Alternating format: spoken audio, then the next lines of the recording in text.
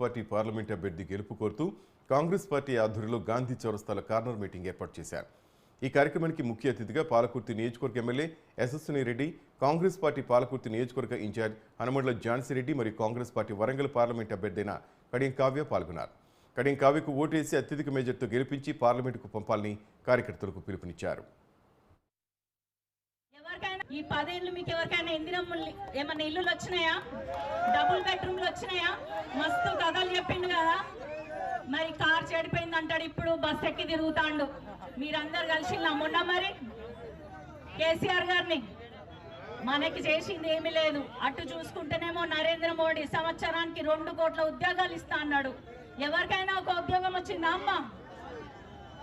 మరి రాహుల్ గాంధీ గారు మేనిఫెస్టోలో పెట్టడం జరిగింది, సంవత్సరానికి 30 లక్షల ఉద్యోగాలు ఇస్తా అంటున్నాడు యువ న్యాయం కింద.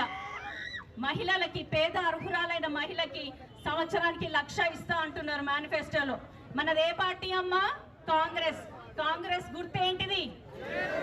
చెయ్యి. చెయ్యి అంటే ఏంది? చేతల పార్టీ, కోతల పార్టీ కాదు కేసీఆర్ లెక్క లేదా బీజేపీ లెక్క.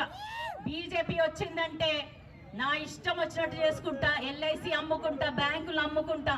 మనకు తెలిసి ఇక్కడ సమ్మక్క సారక్క ఉన్నది, కానీ ఎన్నడైనా దానికి జాతీయ హోదా ఇచ్చిందా?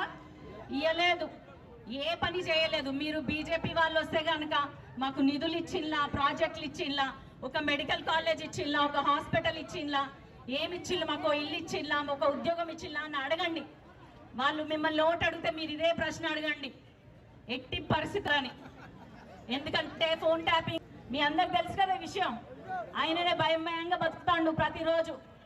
అట్లాంటి వ్యక్తి బీఆర్ఎస్ ఏమో క్యాండిడేట్ ఎవరో తెలియదు, ముక్కు ముఖం తెలియని ఆయనని తీసుకొచ్చింది. ఎందుకంటే ఇక్కడ కడియం శ్రీహరి గెలవద్దు, కడియం కావ్య గెలవద్దు అని చెప్పి బీఆర్ఎస్ బీజేపీ ఇద్దరు తోడు దొంగ లైన్లు వాళ్ళు ములాఖాత్ అయి ఎవరో ఏందో తెలియని ఆయనకి బీఆర్ఎస్ టికెట్ ఇచ్చుకున్నారు. కాంగ్రెస్ వచ్చింది, కరువు తెచ్చింది అంటున్నారు. కాంగ్రెస్ ఎప్పుడు వచ్చిందని నేను అడుగుతున్నా మీ అందరినీ. ఎన్నో తారీఖు వచ్చింది కాంగ్రెస్? డిసెంబర్ లో వచ్చింది కాంగ్రెస్. వర్షాలు ఎప్పుడు పడతాయి?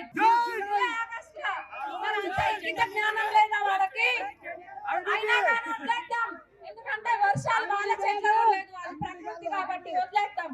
కానీ కాళేశ్వరం ప్రాజెక్ట్ అయితే వాళ్ళు కట్టింది కదా, వాళ్ళు కమిషన్ లో కకృతి పట్టిన కట్టిన కాళేశ్వరం ప్రాజెక్టు కుంగలేదా? అది కుంగడం వల్ల నీళ్ళన్నీ వాళ్ళు ఆగం చేయలేదా? వాళ్ళు నీళ్ళాగం చేయడం వల్ల మనం అందరం ఇబ్బందులు పడలేదా?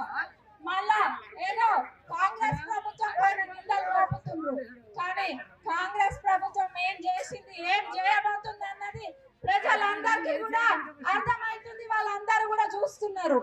మరి ఇంకొకటి, ఎప్పుడైనా కానీ బీఆర్ఎస్ వాళ్ళు మాటలే చెప్పింది కానీ మనకి ఎక్కడ చేతలు చేయలేదు. వాళ్ళు పోతే మనం ఈరోజు స్వతంత్రం వచ్చినట్టుగా ఫీల్ అవుతున్నాం. అవునా?